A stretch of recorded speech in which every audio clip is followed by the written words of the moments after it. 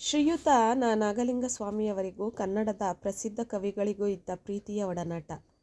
ನಾಗಲಿಂಗ ಸ್ವಾಮಿಯವರು ಕನ್ನಡದ ಹೋರಾಟದ ಜೊತೆಗೆ ಸಾಹಿತಿಗಳು ಕೂಡ ಆಗಿದ್ದರು. ನಾಡಿನ ಹೆಸರಾಂತ ಸಾಹಿತಿಗಳೊಡನೆ ಅವರು ಉತ್ತಮ ಬಾಂಧವ್ಯ ಹೊಂದಿದ್ದರು.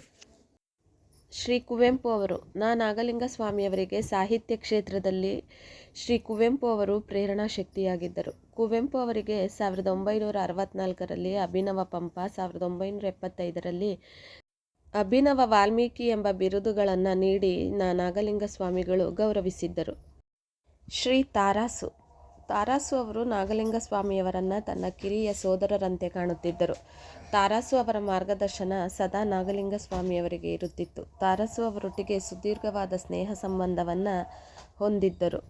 ಶ್ರೀ ಜವರೇಗೌಡ ಎಂದೇ ಖ್ಯಾತರಾದ ಜವರೇಗೌಡರು ನಾಗಲಿಂಗ ಸ್ವಾಮಿಯವರೊಡನೆ ಉತ್ತಮ ಬಾಂಧವ್ಯ ಹೊಂದಿದ್ದರು. ಇವರು ಮಾರ್ಗದರ್ಶಕರು, ಹಿತೈಷಿಗಳು ಆಗಿದ್ದರು. ಕನ್ನಡ ಕ್ರಾಂತಿ ದಳದ ಹಲವಾರು ಸಮಾರಂಭಗಳಿಗೆ ಆಗಮಿಸಿದ್ದರು. 1972ರಲ್ಲಿ ಕನ್ನಡದ ಉಜ್ವಲ ತಾರೆ ಎಂಬ ಬಿರುದನ್ನು ನೀಡಿ ಗೌರವಿಸಿದ್ದರು. ಶ್ರೀ ಚದುರಂಗ ಅವರು ನಾಡಿನ ಹೆಸರಾಂತ ಸಾಹಿತಿಗಳಾದ ಶ್ರೀ ಸುಬ್ರಹ್ಮಣ್ಯ ರಾಜೇ ಅರಸ್ ಅವರು ಚದುರಂಗ ಎಂದೇ ಪ್ರಖ್ಯಾತರು. ಇವರೊಟ್ಟಿಗೆ 2 ದಶಕಗಳ ಅವಿನಾಭಾವ ಸಂಬಂಧ ಹೊಂದಿದ್ದರು. ಇವರ ಸರ್ವಮಂಗಳ, ಉಯ್ಯಾಲೆ ಮುಂತಾದ ಇನ್ನೂ ಹಲವು ಕಾದಂಬರಿಗಳು ಚಲನಚಿತ್ರಗಳಾಗಿದ್ದವು. ಶ್ರೀ ಸಿ ಪಿ ಕೃಷ್ಣಮೂರ್ತಿಯವರು ಕನ್ನಡದ ಹೆಸರಾಂತ ಸಾಹಿತಿಗಳಲ್ಲಿ ಒಬ್ಬರು. CPK ಎಂದೇ ಪ್ರಖ್ಯಾತರು. ಇವರು ನಾಗಲಿಂಗ ಸ್ವಾಮಿಯವರೊಟ್ಟಿಗೆ ಸ್ನೇಹಮಯಿಯಾಗಿದ್ದರು.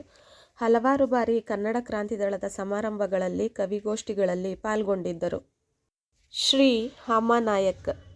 ಶ್ರೀಯುತ ಹಾಮಾನಾಯಕ್ ಅವರು ಸಾಹಿತ್ಯ ಕ್ಷೇತ್ರದಲ್ಲಿ ಹೆಸರಾಂತರಾದವರು. ಇವರು ಕನ್ನಡ ಕ್ರಾಂತಿ ದಳದ ಹಲವಾರು ಸಮಾರಂಭಗಳಲ್ಲಿ ಪಾಲ್ಗೊಂಡಿದ್ದರು. ಕವಿಗೋಷ್ಠಿಯಲ್ಲೂ ಉಪಸ್ಥಿತರಿದ್ದರು. ಇವರನ್ನು ನಾಗಲಿಂಗ ಸ್ವಾಮಿಯವರು ಸಮಾರಂಭದಲ್ಲಿ ಗೌರವಿಸಿ ಸನ್ಮಾನಿಸಿದ್ದರು. ಶ್ರೀಮತಿ ಮಂಗಳಾ ಸತ್ಯನ್ ಕನ್ನಡದ ಹೆಸರಾಂತ ಕವಯಿತ್ರಿಯರಲ್ಲಿ ಒಬ್ಬರು.